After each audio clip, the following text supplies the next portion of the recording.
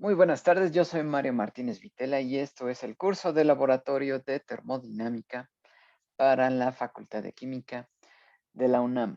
En la sesión de hoy revisaremos el cuestionario previo de la práctica 4, determinación de la constante de los gases, y revisaremos un procedimiento experimental en términos de una reacción química para esa determinación de la constante, y haremos un ejercicio para una estimación de R. Bien, así que preparen lo que entregaron para esta práctica. Vamos a ir repasando pregunta por pregunta a qué nos estamos enfrentando. Esta es la práctica número 4. Ok, entonces en esta semana y la que sigue vamos a hablar de esta práctica 4 y en la siguiente semana vamos a empezar a hablar de la práctica 5, masa molar de un líquido volátil. Bueno, teníamos 4 preguntas. Entonces, la primera, ¿qué encontraron? ¿Por qué la constante universal de los gases tiene esa letra R? ¿Por qué no tiene una Q o por qué no tiene una Z?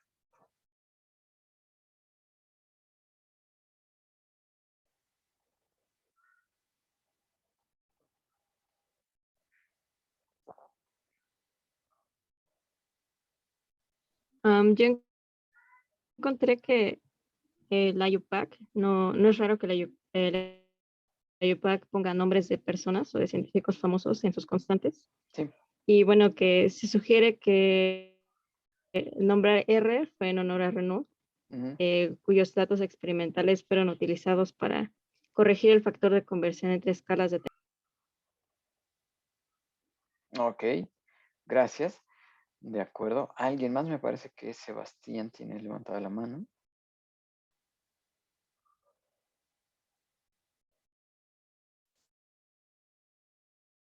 ¿O no? Ya no. Bien, ¿alguien que tenga otra opinión de lo que nos compartieron? Pues yo vi que realmente no saben, ¿no? Mm, Que, que pudo haber sido una cuestión arbitraria o que la R puede referirse bueno, hace referencia a una razón, ¿no? ujú. La razón entre presión, volumen bueno, y ciertos datos, ¿no? Ok. Bueno, en efecto, no sabemos, no está muy claro. Esta constante de los gases aparece por primera vez en más o menos los años 20, pero del siglo XIX, o sea, 1824. Emil Clapeyron es quien empieza a popularizar el uso de la letra R. ¿Por qué lo hizo? Allí está la situación. Este es el texto de Emil Clapeyron, en donde conjunta la ley de Mariotte o de Boyle con la ley de Gay-Lussac y lo escribe esas leyes en una misma ecuación, que es la que está aquí en medio. ¿Ok? PB, el producto PB es igual a una constante. ¿Ok? Dice P subíndice 0, volumen subíndice 0, entre 267 más T subíndice 0. ¿Ok? Y así nada más pone, para simplificar, vamos a llamarle a esta constante como R. ¿Ok? Como nos compartió la compañera, existe la posibilidad de que Clapeyron haya escogido la letra R para hacer honor a los datos que usó para encontrar esa relación. Los de Henri Victor Renault son los datos que usa Clapeyron. ¿Okay? Pero también puede ser porque es una relación, ¿no? Un radio. ¿Ok? Un cociente o una relación. De ahí la letra R. Vean, aquí me parece que ya habíamos comentado este asunto en la revisión histórica, cómo Clapeyron necesita que la temperatura, aquí la pone en Celsius, pero se da cuenta que esa temperatura en Celsius necesita una corrección que es aproximadamente 270, ¿no?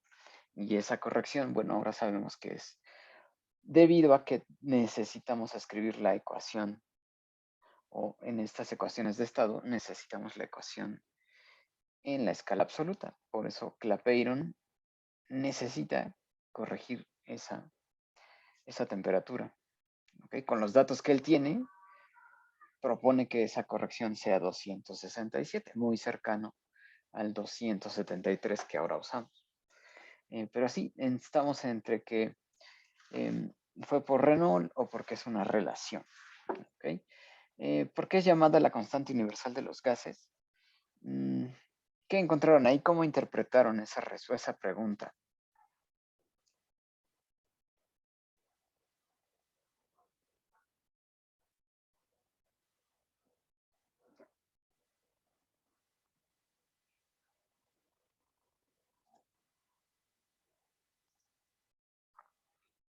¿Por qué le llamamos constante universal? Bueno, yo encontré que porque se relacionan varias funciones de estado, entre ellas la energía, la temperatura y la cantidad de sustancia. La energía, ok. De acuerdo. ¿Alguien más? ¿Encontró alguien más? ¿Algo extra a esto? Yo encontré que es porque R es la misma para todas las sustancias, presentando un margen de error significante, siempre y cuando estemos manejándonos en intervalos normales de temperatura y presión y todo eso. De acuerdo. Bien. Bien, si recordamos la ley del gas ideal, que la expresamos como PV igual a RT, pues estamos relacionando tres variables intensivas, ¿no? La presión, el volumen molar y la temperatura. Y el comportamiento de las sustancias es universal si lo relacionamos con esta variable R. Es decir, en una isoterma, por ejemplo, en un diagrama presión contra volumen, tenemos una isoterma. Aquí esto es una temperatura constante durante esta línea. Es decir, si tenemos una presión a cierta temperatura, vamos a tener un volumen. Y esas tres variables, se relacionan de acuerdo a las leyes de Boyle, Marriott, Gay-Lussac y Charles. Y la manera de universalizar esa constante, algo que se cumpliría para todas las sustancias, es en fase gaseosa, es incluir esta R, ¿no? Esa R nos dice cómo está cambiando el producto PV con respecto a la temperatura. ¿Ok? Esa es la razón que nos dice cómo se interrelacionan la presión por el volumen y la temperatura. ¿Ok? Y eso se cumple para los gases. Si tomamos, ahora, si tenemos el valor de R, ¿ok? Podemos encontrar a distintas temperaturas, ya sea la presión o el volumen, es decir, si encontramos cuánto vale la constante de los gases, ya podemos empezar a hacer los cálculos que ya hemos hecho en sesiones anteriores. Ahora, el problema es cómo encontramos esa constante de los gases. Bien, vamos a la siguiente pregunta.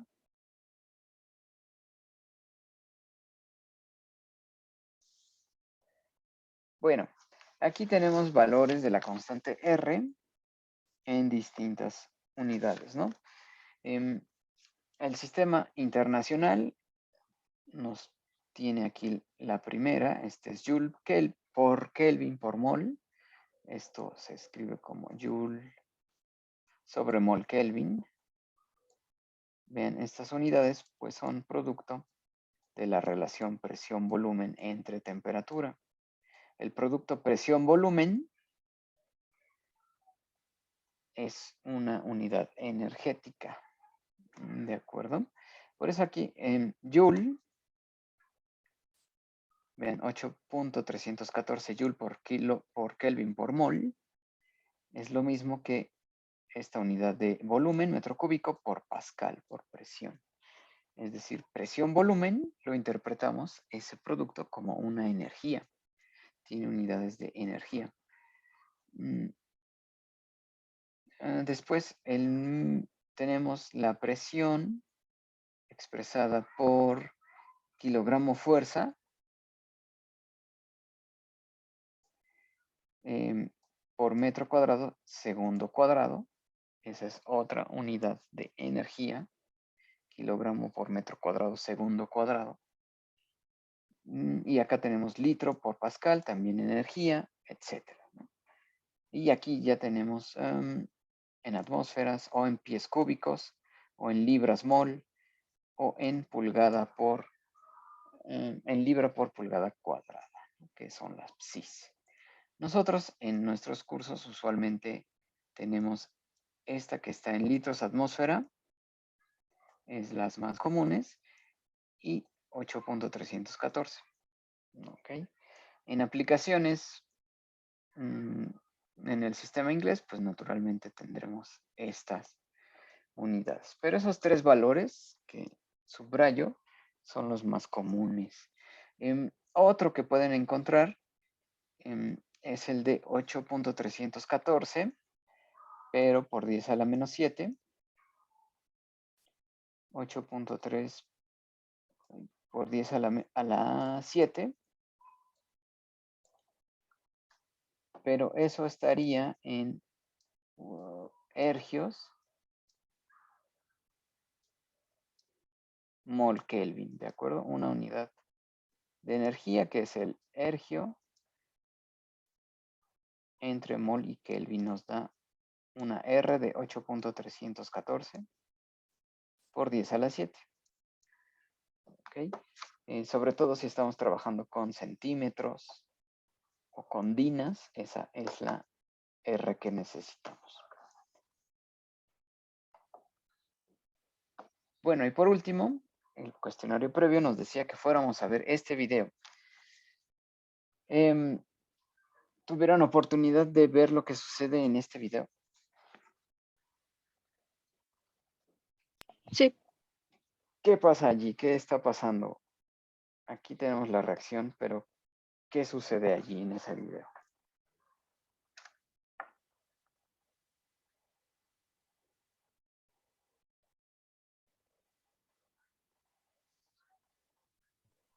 Pues, bueno, como muestran ahí un dispositivo, ¿no?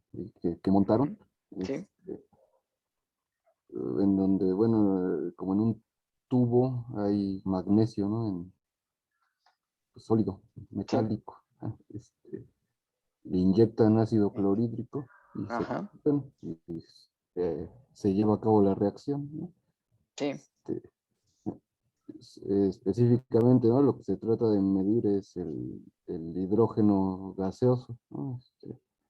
Es el que se libera y hace que suba, ¿no? El volumen de agua en la bureta ahí del dispositivo. Exactamente. Gracias. Bien, sí tenemos esta reacción, magnesio con ácido clorhídrico, que da la sal, cloruro de magnesio, y se libera hidrógeno. ¿Okay? Y ese hidrógeno gas genera una presión, con lo cual una columna de agua sufre un desplazamiento. Y ese desplazamiento lo relacionamos con el volumen que se generó aquí. Como conocemos la temperatura del sistema, conocemos como en el experimento se mide la masa del magnesio, se conoce la concentración del ácido clorhídrico, podemos conocer cuántos moles se generan de hidrógeno. ¿Okay? Medimos el volumen, entonces allí la incógnita que quedaría es la constante de los gases, ¿no? En PV igual a nRT, ya tenemos la presión es atmosférica, o si no es atmosférica, tenemos un manómetro que nos dice cuál es la presión. Tenemos la temperatura ambiente y el volumen que desplaza ese hidrógeno y los moles. Así que de allí se despeja la constante de los gases. Vamos a ver ese video rápidamente.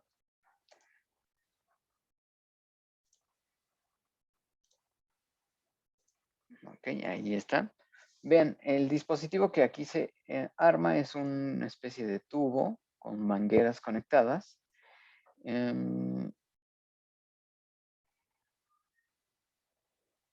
Donde vamos a usar el clorhídrico, el ácido clorhídrico, a una concentración 3 molar, okay, bastante concentrado. Magnesio, que el magnesio sólido se presenta como tiras, fáciles de romper. Okay, y para la limpieza se usa acetona y etanol. Bueno.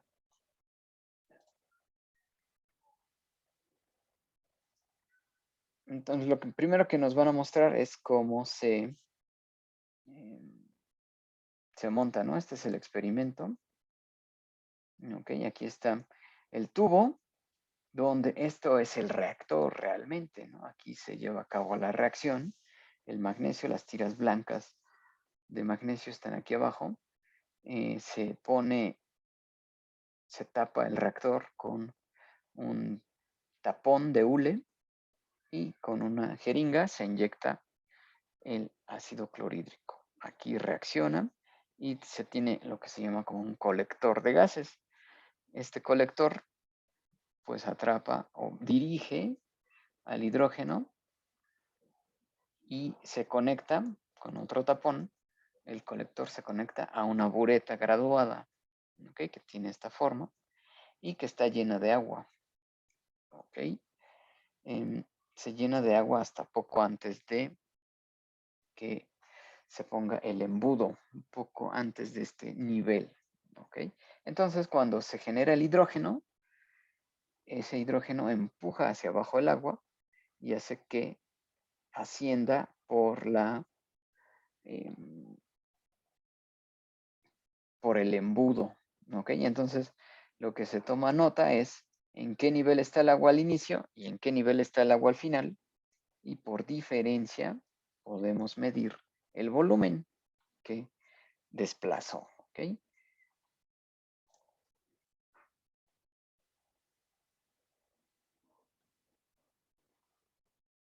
Aquí algunas consideraciones.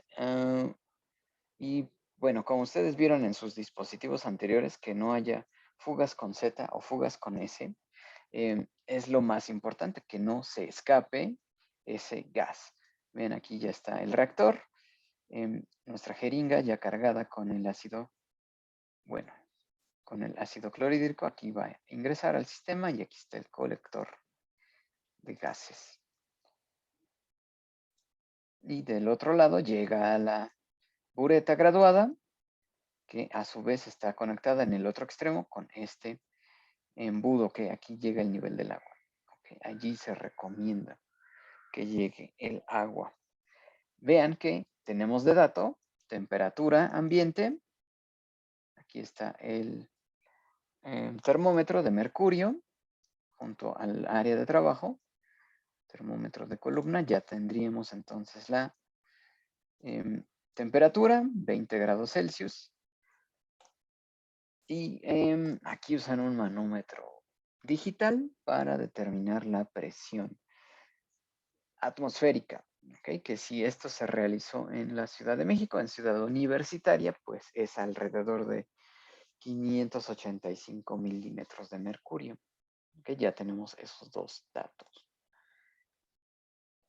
Ahora, para el tercer dato, que son los moles, necesitamos pesar el magnesio, esas tiritas de magnesio que van a ir dentro de este tubo de desprendimiento de gases, ¿ok?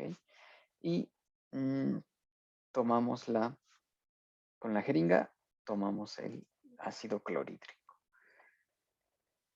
Aquí está pesando el operador la cantidad de magnesio, ¿ok? Y con la jeringa tomamos cantidad de clorhídrico. El magnesio va ahí abajo. Ok. Y después con el tapón hacemos que ingrese con la jeringa este ácido clorhídrico. Y vean, necesitamos saber en qué volumen de la bureta está esa columna de agua, porque el hidrógeno la va a empujar hacia abajo. ¿Okay? Entonces ahí va un volumen, una propuesta de volumen, es decir, conocemos cuántos moles van a ingresar. ¿Okay? Y ven, aquí está la reacción, cuando cae, se empieza a generar el hidrógeno y es una reacción exotérmica. ¿Okay? Entonces la sensación que ustedes tendrían al tocar ese tubo es que es más elevada que la temperatura ambiente. Después, en la bureta, ven, aquí es la sensación térmica. En la bureta va a empezar a empujar el agua hacia arriba por el embudo. Y bueno, aquí se recomiendan 15 minutos para que reaccione todo el magnesio y todo el ácido clorhídrico. ¿De acuerdo? Y la temperatura esté en equilibrio con la temperatura ambiente. ¿Okay? Como es una reacción exotérmica, se calienta ese tubo de desprendimiento, así que esperamos a que recupere la temperatura ambiente, ¿okay? Que es la que estamos midiendo.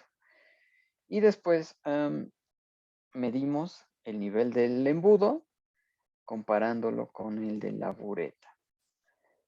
Y allí vemos hasta dónde queda, ¿no? De la lectura inicial de volumen, vemos hasta dónde llega el nivel del agua. Ok, allí cuando lo igualamos, vemos cuál es la presión en centímetros de agua. Ok. Cuando se igualen, allí tomamos la segunda lectura, que es ese, el volumen final del gas. Ok.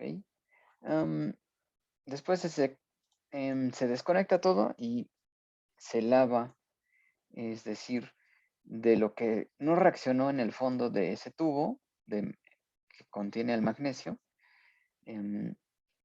tenemos que agregar agua, es decir, lavarlo, y con un filtro pesar cuánto no reaccionó. Ven, aquí se está lavando el mercurio, el magnesio que no reaccionó. Allí va. Y después con un filtro, este líquido separa de los granitos que no reaccionaron, que allí están, ¿no? Allí está la lectura para lo que no reaccionó. ¿De acuerdo? Con esos datos iríamos a calcular moles, ¿okay? Y resolver cuál es la R de los gases. Se obtiene una R bastante parecida a los datos aceptados, ¿de acuerdo? Bueno, esta es una manera de encontrar la R, ¿no? Hacer una reacción controlada y medir ya sea volumen o ya sea presión. ¿De acuerdo? Por ejemplo, vamos a hacer un ejercicio. Lo vamos a poner aquí. Pop.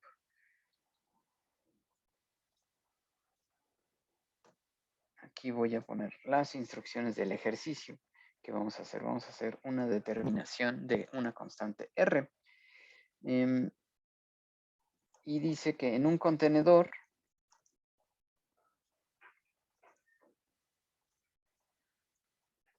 de 20 decímetros cúbicos. ¿Saben cuántos son 20 decímetros cúbicos? 20 litros. Son 20 litros, ¿verdad? Es un garrafón. 500, 500 grados Celsius, es decir, con, que ingresa aquí, 0.25132 gramos de gas helio.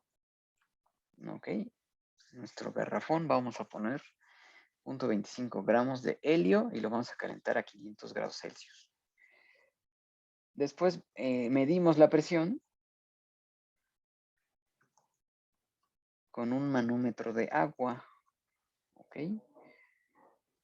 Es decir, el helio empuja una columna de agua y medimos cuál es esa presión con nuestra fórmula de la presión hidrostática.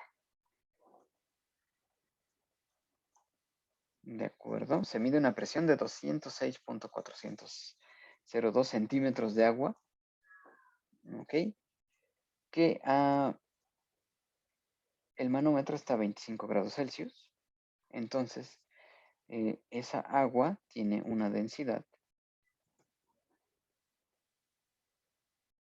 de 0.997.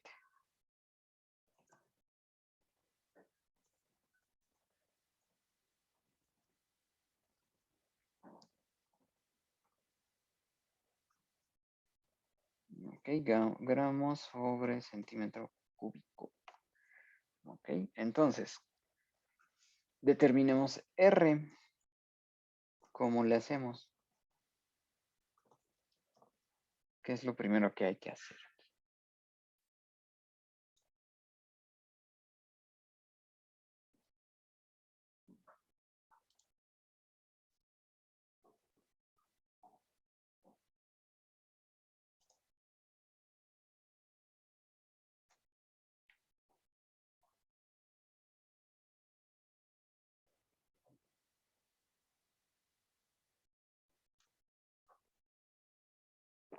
Con los datos que nos dan se puede calcular R con la ley general de los gases.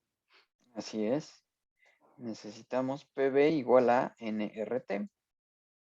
De ahí despejamos R. ¿Ok? ¿Qué datos tenemos? ¿Qué datos nos faltan?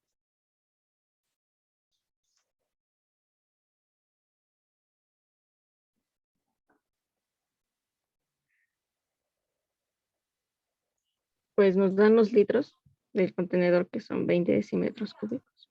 Ok, Bueno, el volumen. ya tenemos volumen. La presión también. La presión está aquí. 206 centímetros de agua. ¿Ok? ¿Cómo convertimos eso a unidades de presión, por ejemplo? Podemos pasar de centímetros de agua a milímetros de agua Ok. y después a milímetros de mercurio. De acuerdo. También podríamos, bueno, si tienen la conversión, ¿cuál es la conversión de milímetros de agua a milímetros de mercurio?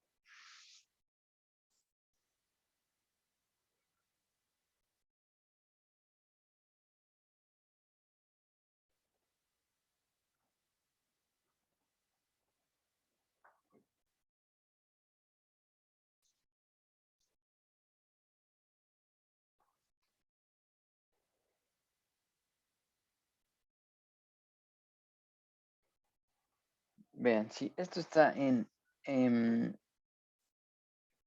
decímetros cúbicos, necesitamos esa R. Sería Sí, 0.1 0.1. Ah, centímetros de mercurio.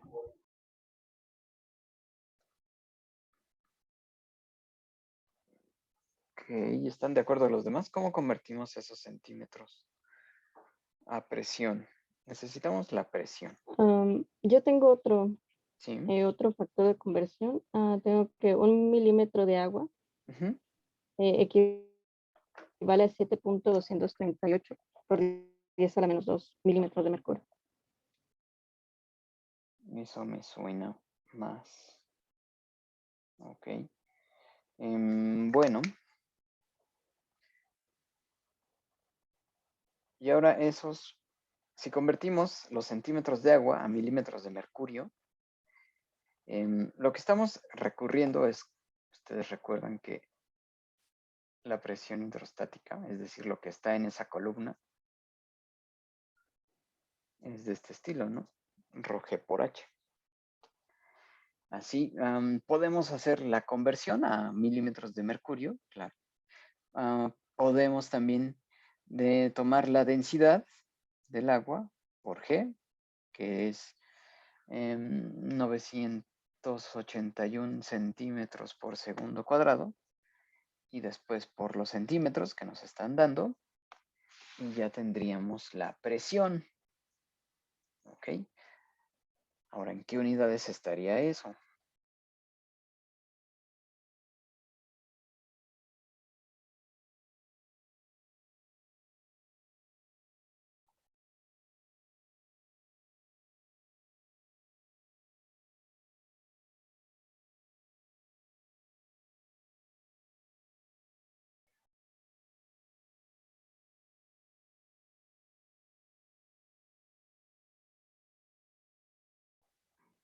Esto nos va a dar en pascales. ¿O en qué unidad nos va a dar esto? Si multiplicamos ρg por h, donde h es este 206, lo que estamos midiendo en la columna de agua, y la densidad de este fluido es 997, y G, ustedes pueden buscarlo, pero es 981 centímetros por segundo cuadrado.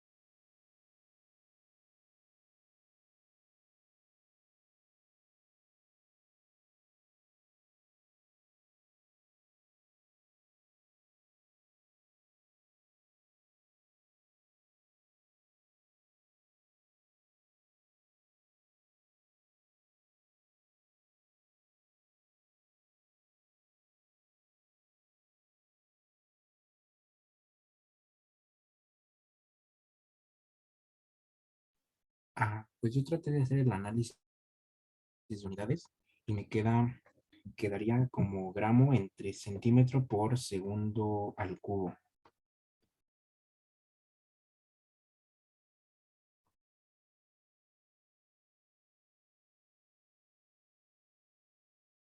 Segundo al cubo, dices. Segundo al cuadrado. Segundo al cuadrado. Ok. Bueno, Que eso. sería la unidad de los dinas, me Esa parece. es la unidad exactamente de dinas. Ok.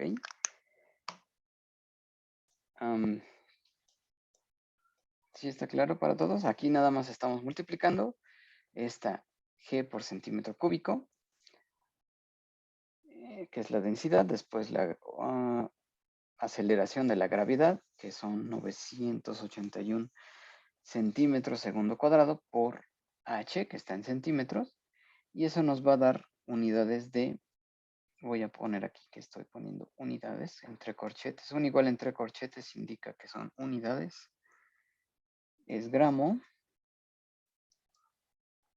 sobre centímetro segundo cuadrado, ¿ok? Y eso lo definimos, ustedes pueden buscarlo, como DINA.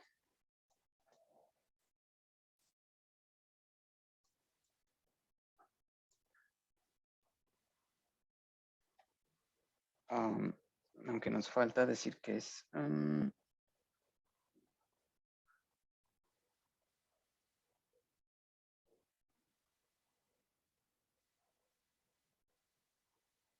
bien, ¿qué valor tienen allí? Valor numérico, ¿qué les da? A mí me dio 201.887.0945. Ok, vamos a irlo apuntando.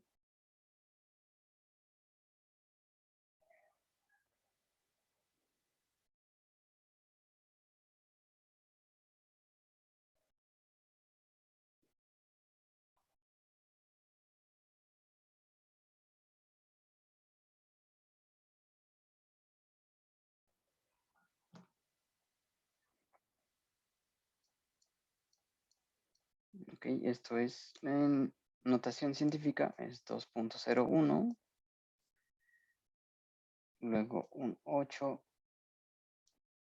otro 8, 7 por 10 a la 5.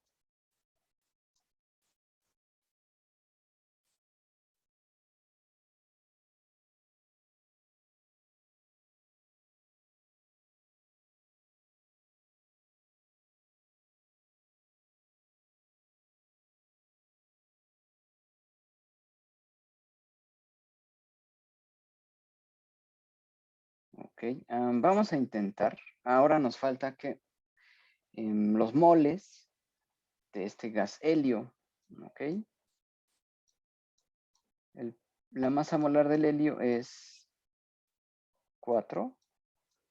Corríjame si estoy mal.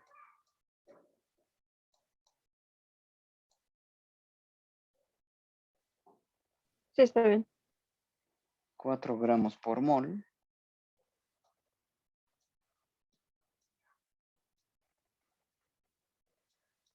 Entonces podemos saber cuántos moles hay aquí en estos 20 litros.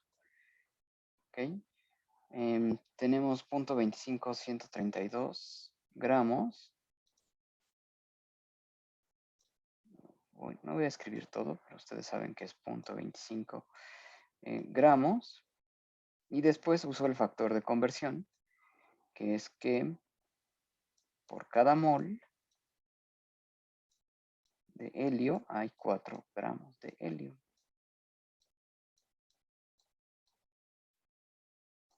Esto nos va a decir cuántos moles de helio hay.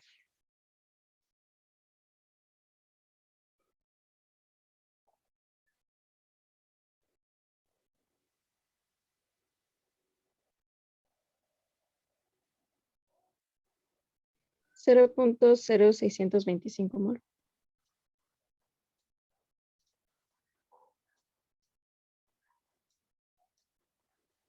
Ok, y ahora ya tenemos los moles. La temperatura son 500 Kelvin. El volumen 20 litros. Vamos a despejar R.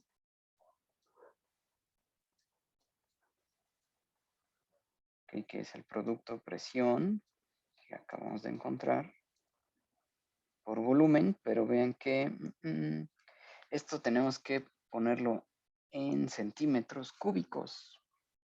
Ok, esos son 20,000 centímetros cúbicos.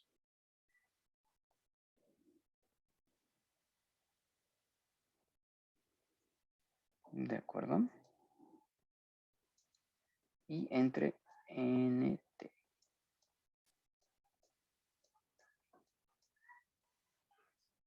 Vamos a ir haciendo. Bien. 20,000 centímetros cúbicos. En un litro hay 1,000 centímetros cúbicos, entonces en 20 litros hay 20,000 centímetros cúbicos por 2.01 por 10 a la 5.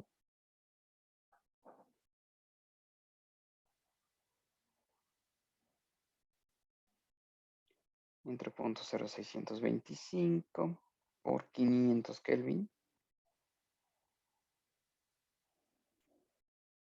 Pero esos son Celsius, ¿no? Esos son Celsius, tienes toda la razón. 500 más 273.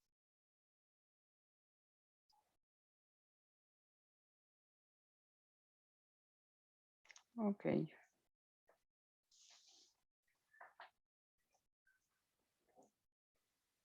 Entonces, como estamos usando centímetros, estamos usando dinas también.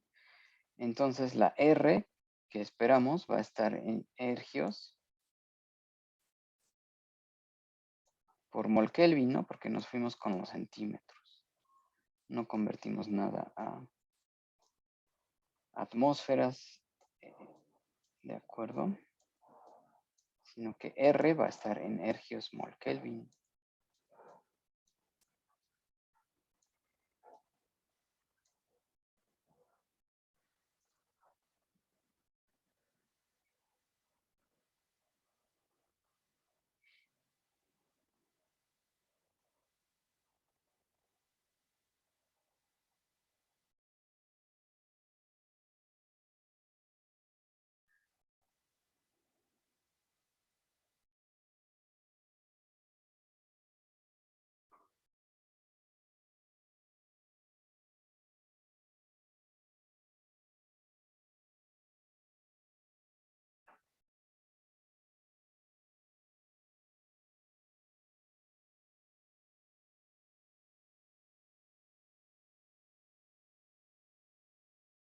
¿Qué valor obtenemos en esta R con estos datos? Presión 2.01 por 10 a la 5, volumen 20.000 centímetros cúbicos entre 0.0625 por la temperatura en Kelvin, que son 773.15.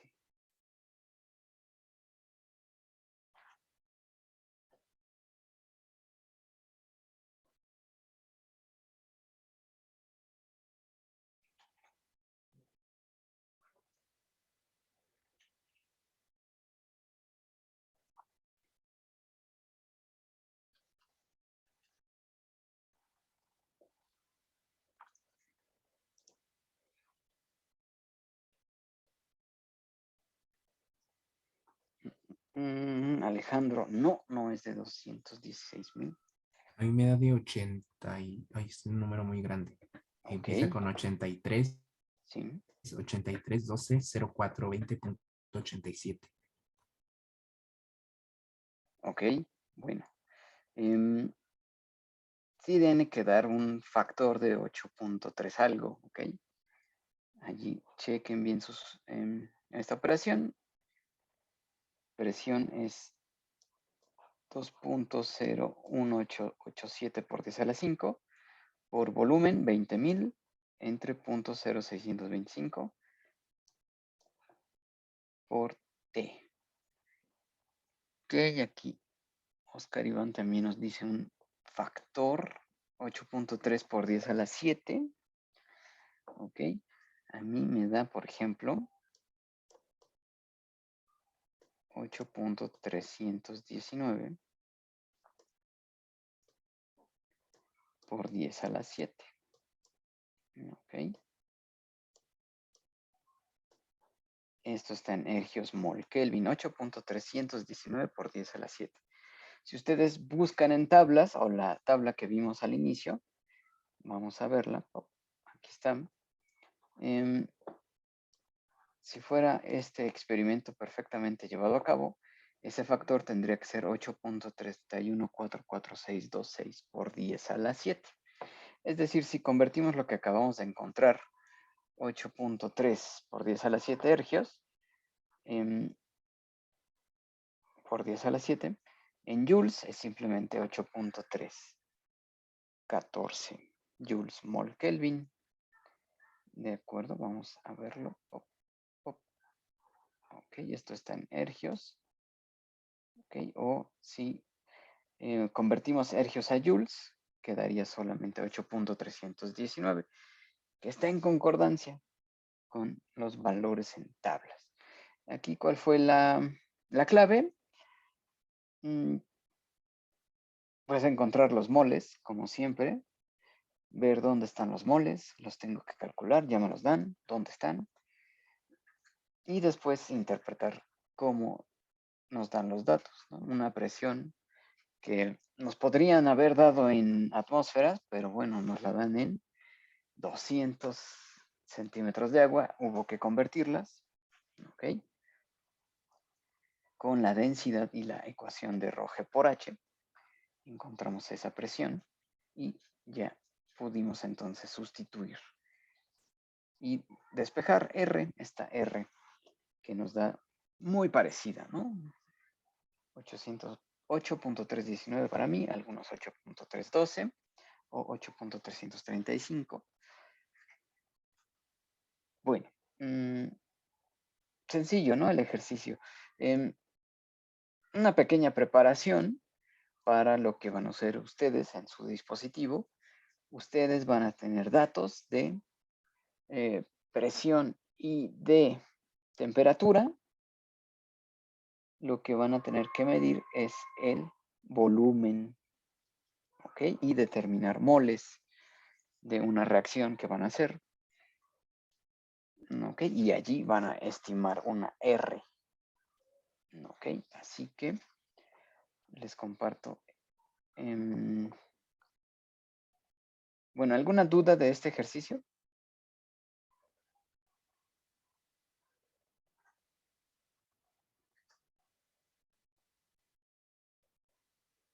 No, profe. Vale. Aquí hay una... Bien, vamos a ver la actividad que les vamos a... para que se diviertan en el puente.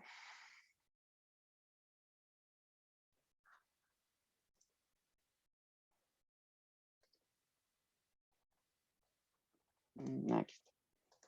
Pop. Bien, vamos a determinar una constante de los gases, lo que acabamos de hacer en un ejercicio, pero un poco distinto. También vamos a usar una reacción química, ¿de acuerdo? Vamos a calcular la constante R mediante el cambio de volumen en una reacción química, ¿ok? Entonces, nuestras viejas amigas, botellas de refresco de 2 litros, grande, ¿ok? Después, botella de refresco chica, ambas con taparrosca. ¿Okay? Después una olla o una tina de plástico. Ahorita les voy a mostrar un ejemplo de lo que estamos esperando.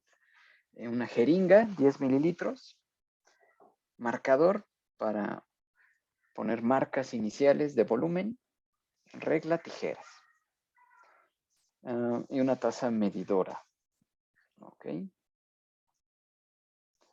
Después plastilina, importante para las fugas. Agua y nuestro reactivo estrella, una pastilla de Alka-Seltzer. ¿Okay? Después, esto es opcional. La charolita de plástico de más o menos 3 centímetros de diámetro. La botella chiquita de 500 mililitros, lo que nos interesa es el fondo de esa botella. Es decir, ahorita lo vemos, pero queremos que esa botella formemos un fondo con la parte inferior de esa botella, la recortamos con tijeras. Ok, o si tienen ustedes una charolita de plástico de más o menos 3 centímetros, por ejemplo, donde vienen algunas salsas o algún complemento alimenticio, algún dulce, podemos usar una charola de plástico chiquita. Ok, bueno, entonces, procedimiento, vamos a cortar la botella de 2 litros, más o menos a la mitad. ¿Okay? La botella pequeña la recortamos de la parte del fondo. Lo que nos interesa es el fondo. Y lo vamos a utilizar como un botecito o como sustituto de esta charola de plástico que ustedes pueden encontrar. Vamos a poner una pastilla de Alka-Seltzer en esa parte que ya recortamos de la botella chiquita o que tenemos una charolita. Allí va a ir la pastilla. ¿Y cómo va a ir? Va a ir pulverizada. ¿Okay? Ya sea que tengan un mortero, un molcajete o con un cuchillo. Necesitamos que esté pulverizada. ¿Okay? Después tenemos que ir a investigar cuál es la cantidad típica de bicarbonato de sodio que contiene la pastilla. ¿Okay? Es un dato que ustedes van a tener que buscar en internet. ¿Cuánto bicarbonato de sodio hay en esa pastilla? ¿Okay? Bien. Después pulverizamos, colocamos esa pastilla en el botecito, en la charola. Ahora, ya, tenemos la pastilla en la charolita. Después, en la botella, en la olla, llenamos más o menos la mitad con agua de esa olla y ponemos a flotar el bote, la charolita con la pastilla. De acuerdo. Después, la tapa de la botella la perforamos con la aguja de la jeringa y cubrimos con plastilina, como hicimos con el termoscopio, pero ahora con la botella grande, que ahora está partida por la mitad. ¿Okay? Y allí vamos a hacer pasar la jeringa. Después, con la mitad de la botella, de 2 litros que ya tiene nuestra tapa, que ya va a tener la jeringa con agua. Cubrimos con cuidado la charolita que está flotando en la olla. Ok. Esta es la parte en la que hay que hacerlo con cuidado porque podemos voltear el botecito en el agua y tenemos que ir por otra pastilla, ¿no? Con mucho cuidado colocamos entonces la mitad de la botella encima. ¿Ok? Una vez que está sobre en la olla, esta pequeña botella, la de 2 litros, tapamos y marcamos a dónde llega el agua. ¿Ok? Y es lo que veíamos en el video, que necesitamos la marca inicial del nivel del agua aquí también. Después vamos a inyectar, así como inyectábamos el ácido clorhídrico, aquí inyectamos agua sobre la pastilla en el bote.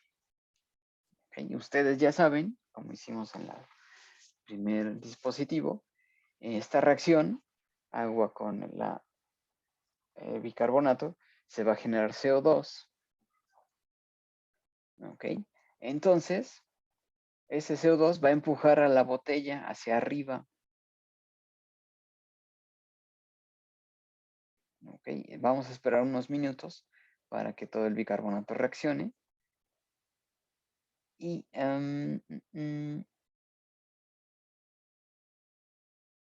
vamos a tener que evaluar cuánto se elevó la botella. ¿Ok? Eso lo pueden hacer de 2 maneras. Primero debemos marcar dónde llega la altura final, ¿no? Cuánto varió con respecto a la botella el nivel del agua. ¿Ok? Entonces ya vamos a tener 2 marcas en la botella, la inicial y hasta dónde la empujó el CO2. Tenemos 2 maneras de hacer esto. Medir el volumen que generó el CO2. Quitamos la media botella, le quitamos la jeringa, tapamos el hoyo y lo llenamos hasta la marca original, ¿no? Es decir, vamos a tener como un embudo tapado. Esta botella se va a parecer a un embudo y llenamos de agua hasta la altura original. ¿Ok? Y después usamos la taza medidora para evaluar cuánto necesitamos para, cuánto volumen necesitamos añadir para llegar a la segunda marca. ¿Ok? Aquí está. La segunda manera es que entre esas 2 marcas que hicieron en la botella, pues se genera como una especie de cilindro, ¿ok? Con altura, el radio es el de la botella y la altura de ese cilindro es la diferencia entre la altura 1 y la altura 2. Si la botella se movió 2 centímetros, y eso fue lo que marcaron, la altura de ese cilindro va a ser 2 centímetros.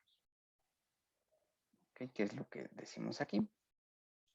Con la regla medimos la altura y el diámetro y calculamos el volumen de ese cilindro, que será igual al volumen del CO2 generado. Ok, ya que tenemos ese volumen, ya lo demás es muy sencillo. Ya tenemos el volumen, la presión, si estamos en la Ciudad de México, investiguen cuál es la presión en la Ciudad de México. Los moles que reaccionan de bicarbonato son igual al número de moles que genera el de CO2. Ok, entonces podemos decir que el número de moles es igual a los gramos de bicarbonato de sodio que ustedes tienen que obtener en internet entre la masa molar del bicarbonato. La temperatura a la que hacen ese experimento, por ejemplo, si lo hiciéramos en este momento, mi celular marca que estamos a 22 grados Celsius, allí van esos 22 grados Celsius. Y despejamos el valor de R. Ok, entonces si este volumen lo expresan en centímetros cúbicos, esperaríamos una R como la que acabamos de obtener. Si lo expresan en litros, la R va a tener necesariamente unidades de atmósfera litro por mol Kelvin. Ok, y bueno, lo documentamos todo, la construcción, la elevación, y como se ve, ¿qué estamos esperando? Bien, esta es la olla o la charola o la jarra amplia. Ok, adentro está el botecito. Aquí está en medio el Alka-Seltzer. Y vamos a poner alrededor de la botella. Vamos a poner la botella alrededor del botecito. Okay. Vamos a marcar dónde está el inicio de la botella. Okay. Ahora, esto es un sistema que puede ser muy inestable. Este botecito flota muy fácilmente. Y la botella se va, como que el peso le gana, ¿no? Entonces tienen que idear una forma en que no se mueva tanto el bote y no se mueva tanto la botella. Que sea que esté flotando libremente, pero que no se caiga. Allí piénsenle, ¿no? Bueno, lo que necesitamos es que esta altura inicial, ven, aquí sería nuestra altura inicial, pues va a cambiar. Se va a elevar esta botella y necesitamos marcar la segunda marca, hasta dónde va a elevarse. Ok. Permítanme, tengo un par de fotos de lo que es, cómo se ven aquí.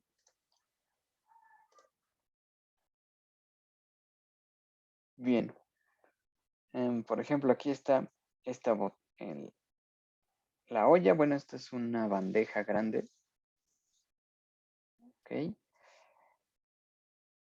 Después aquí está la botella, cortada a la mitad, y en medio está la charolita. Vean que yo no recorté una botella más chiquita, sino que esto me parece que eran chiles en vinagre. Ok, entonces ya está aquí, ¿no? Obviamente está muy limpio. Aquí está el CO2, el polvo del bicarbonato, ya está aquí. Es bastante, no diría que complicado, pero sí se van a llevar un rato pulverizando el Alka-Seltzer. Pero si no lo pulverizamos, la reacción es muy lenta. Ok, necesitamos áreas de contacto. Y después la taparrosca con el hoyo para la jeringa. Ok, tapado con ya 10 mililitros de agua. Y inicia la reacción. Comienza a generarse el CO2 y esta botella empieza a elevarse. Ven aquí, donde está este reflejo es la marca 1. Ok, y bueno, la marca 2 ya debe estar por arriba, ¿no? Entonces, si la marca 1, por ejemplo, lo voy a dibujar aquí, era aquí, y la marca 2 es aquí, ¿no? La 1 y la 2, es decir, se fue para arriba la botella. Puedo medir esta distancia, medir el diámetro de la botella y obtener el volumen. ¿Ok? Es como la más sencilla. Después podrían quitar la taparrosca, poner una taparrosca sin hoyo y llenar de agua hasta la botella 1. ¿Ok? Y con una taza medidora ver cuánto volumen necesitan para llegar a la marca 2. ¿Ok? Esa es la parte curiosa. Ahora vean,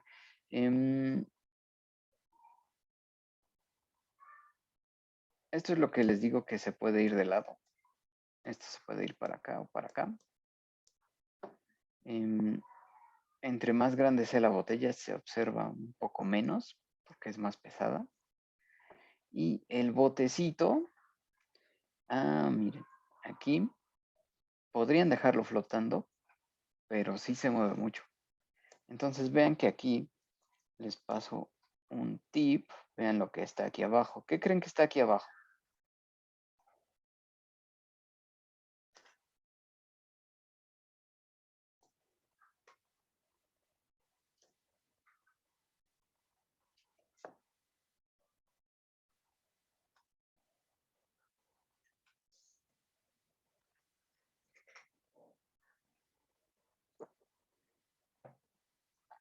¿Qué creen que hay aquí abajo? Aquí en este lado izquierdo lo dejé libre y se mueve demasiado ese botecito. Entonces de este lado puse un dispositivo estabilizador. ¿Ok? ¿Qué creen que hay aquí abajo?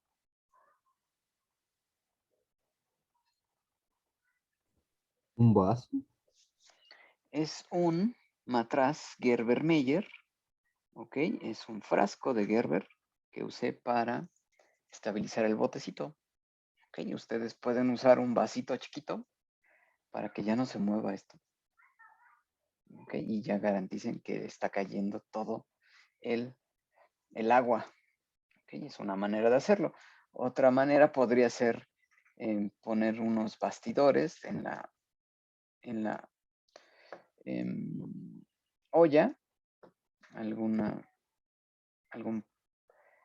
palo y sostener la jeringa con una cuerdita, ¿no? Para que el sistema debe estabilizarse.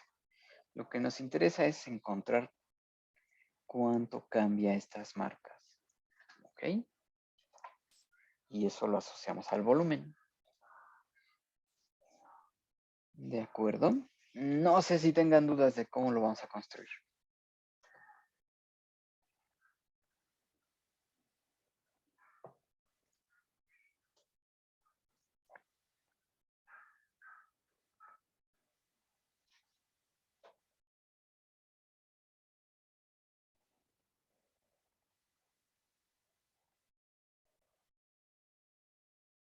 Bueno, mientras piensen en alguna duda, les voy a dejar estos diagramas para que los estudien y vamos a ver qué más dice nuestro protocolo.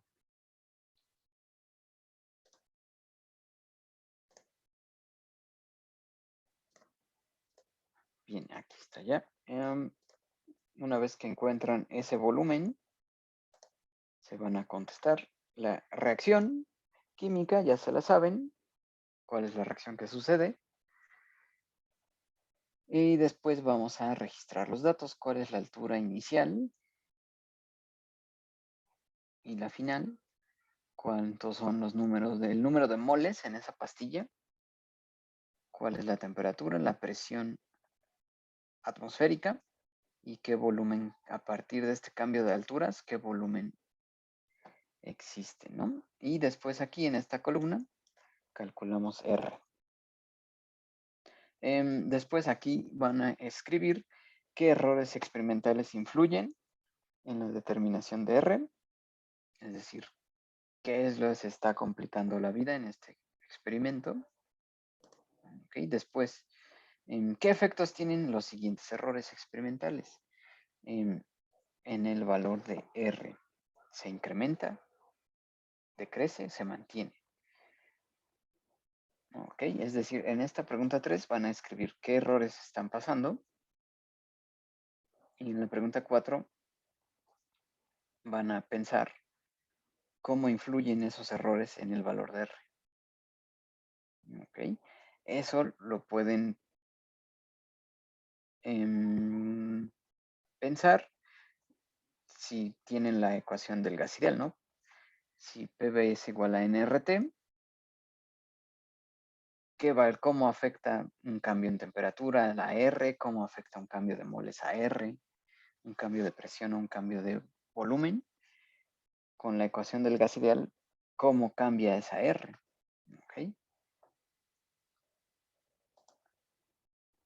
Entonces, vean, si no reacciona todo el bicarbonato, ¿cómo cambia R? ¿Ok? Y si existen fugas del gas generado, ¿cómo cambia R? ¿Ok? Ahora, el valor de R lo convierten a atmósferas litro por mol Kelvin, ¿ok? Y lo comparan con la literatura, la hoja que vimos al inicio de la sesión. ¿Qué porcentaje de error tiene? ¿Qué tan distinto es? Después, usamos esta conversión. Vean, litro atmósfera es una unidad de energía y es igual a 101.27 joules. Ok, entonces de la ecuación de la constante de R que tienen en atmósferas litro mol Kelvin, lo convierten a joule mol Kelvin y calculan otra vez el error.